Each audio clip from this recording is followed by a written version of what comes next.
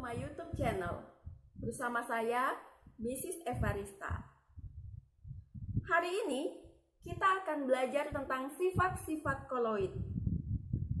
Adapun sebelumnya, kita sudah mengetahui bahwa ada 3 jenis zat, yaitu larutan, koloid, dan suspensi. Kita sudah mengenal apa itu koloid. Nah, hari ini kita ingin mengetahui apa saja sifat-sifat koloid.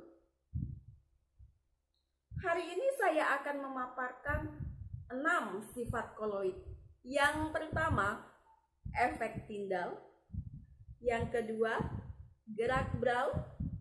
Yang ketiga, absorpsi. Yang keempat, koagulasi. Yang kelima, elektroforesis. Dan yang keenam, yang terakhir yang akan saya paparkan adalah dialisis. Oke, yang pertama, sifat koloid yang pertama adalah efek Tyndall. Efek Tyndall ditemukan oleh Tyndall. Jadi ditemukan oleh seorang ilmuwan dengan nama yang sama dengan apa yang ditemukannya. Efek Tyndall adalah peristiwa penghamburan cahaya oleh partikel koloid. Jadi cahaya yang semula bergerak lurus, ketika dia bertemu dengan partikel koloid, maka dia akan menghambur. Di mana kita bisa melihatnya? Oke, kalian pernah tidak melihat seberkas cahaya matahari yang masuk ke dalam rumah kalian melalui celah-celah jendela? Pernah? Kalian lihat, cahaya matahari itu dari celah jendela itu semakin ke sini akan semakin besar. Kenapa dia bisa semakin besar? Karena cahaya matahari itu dihamburkan oleh salah satu partikel koloid yang ada di udara, yaitu debu. Jadi, cahaya matahari yang dihamburkan oleh partikel koloid debu itu akan terlihat semakin besar. Apakah hanya itu saja? Tidak. Lihat juga cahaya matahari yang melalui celah-celah dedaunan. Nah, biasanya ini menjadi objek foto yang paling menarik untuk para fotografer. Oke, itu mengenai efek Tyndall. Sekarang yang kedua. Yang kedua adalah gerak Brown. Gerak Brown adalah gerakan lurus partikel koloid yang terjadi secara acak. Oke, kenapa dia terjadi secara acak? Karena ini antar partikel koloidnya itu saling bertabrakan, saling bertumbukan, sehingga terjadi secara acak. Tetapi tetap partikel koloid itu bergerak dalam garis yang lurus. Untuk apa partikel koloid itu saling bertabrakan? Agar dia stabil. Dan gerakan ini adalah gerakan yang berlawanan dengan medan gravitasi, sehingga tidak akan terjadi pengendapan. Jadi partikel koloid itu tidak akan mengendap di dasar wadah karena adanya gerak Brown.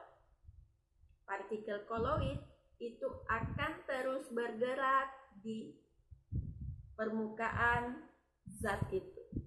Contohnya adalah air susu atau air santan yang sudah kita diamkan cukup lama.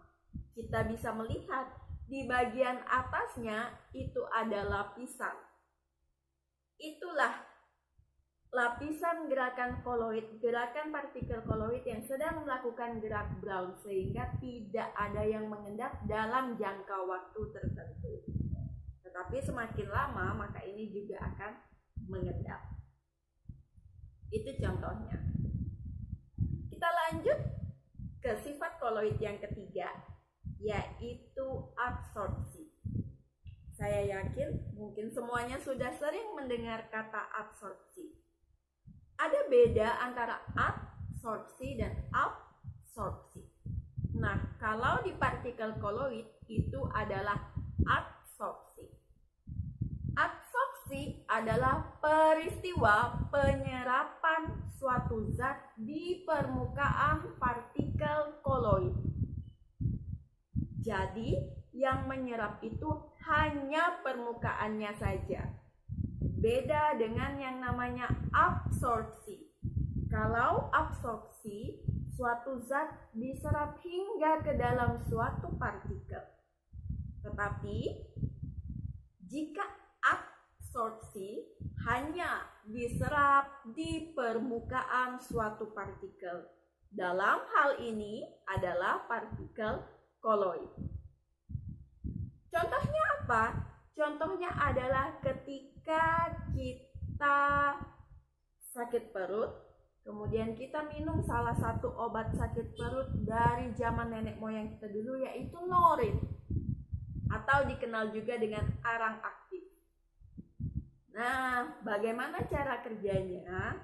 Cairan yang berlebih di dalam usus besar kita itu akan diserap oleh si norin ini tadi. Hanya diabsorpsi saja. Jadi hanya di permukaannya saja dia menyerap cairan tersebut. Sehingga cairan yang berlebih tadi akan berkurang sehingga feses kita tidak encer lagi, sehingga kita tidak sakit perut lagi. Nah, ini adalah salah satu contoh dari absorpsi. Sekarang bagaimana yang selanjutnya? Yaitu yang keempat ya, salah tadi saya yang kedua. Yang keempat yaitu proses koagulasi. Sifat koloid koagulasi. Koagulasi adalah peristiwa penggumpalan partikel koloid. Partikel koloid ini akan menggumpal dan kemudian semakin lama semakin besar dan akhirnya mengendap. Contohnya adalah pada penggunaan tawas untuk menjernihkan air yang banyak lumpurnya. Kita lihat ketika kita menggunakan tawas di bak mandi kita, maka di dasar bak mandi itu akan bertumpuk lumpur-lumpur yang sudah diendapkan oleh tawas itu sendiri. Jadi partikel koloid itu tadi, si lumpur itu tadi saling bertemu dengan lumpur yang lain, makin lama makin besar, saling lengket, dan akhirnya makin berat, dia jatuh ke bawah dan mengendap, sehingga mudah dibersihkan dan air kita menjadi lebih jernih.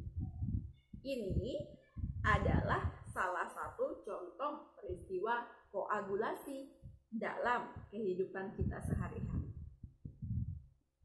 Nah, selanjutnya yang kelima adalah peristiwa elektroforesis.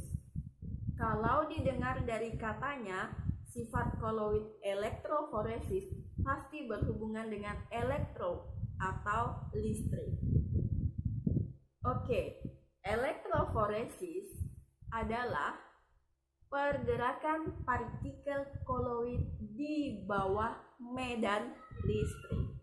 Ya, ada hubungannya dengan listrik. Jadi, partikel koloid itu bergerak di bawah medan listrik. Partikel koloid akan bergerak ke elektrode yang berlawanan dengan muatannya. Artinya, yang akan kita pisahkan di sini adalah partikel koloid yang bermuatan listrik. Jadi, kalau partikel koloid kita bermuatan positif, maka dia akan pergi ke elektrode yang bermuatan negatif. Kalau partikel koloid kita bermuatan negatif, maka dia akan pergi ke elektrode yang bermuatan positif. Begitu seterusnya. Sehingga sifat koloid elektroforesis ini biasanya digunakan pada proses penyaringan ion-ion logam pada limbah pabrik. Jadi, pada asap limbah pabrik dikhawatirkan masih ada ion-ion logam yang tersisa dan dikhawatirkan nanti bisa menyebabkan polusi udara yang berbahaya bagi pernapasan masyarakat banyak di sekitar pabrik.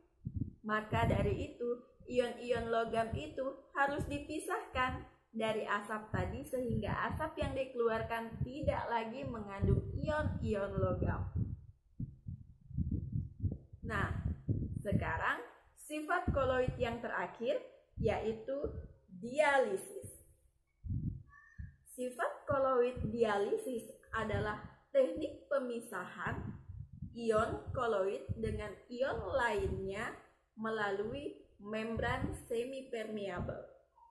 Maksud saya ulangi ya, teknik pemisahan koloid dengan ion yang lebih kecil daripada partikel koloid melalui membran semipermeabel.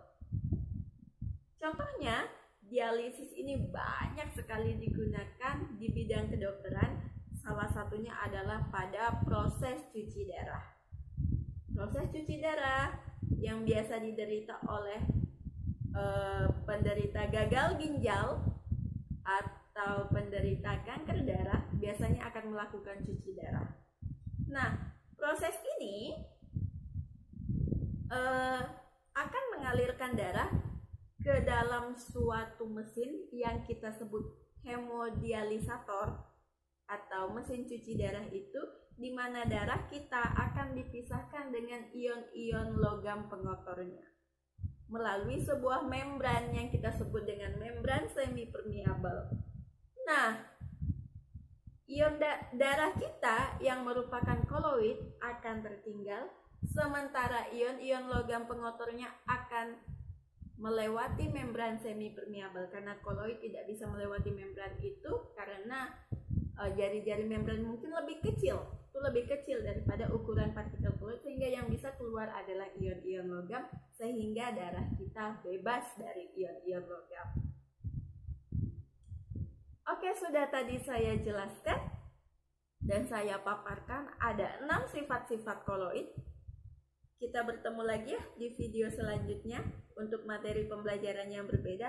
Semoga video kali ini bermanfaat untuk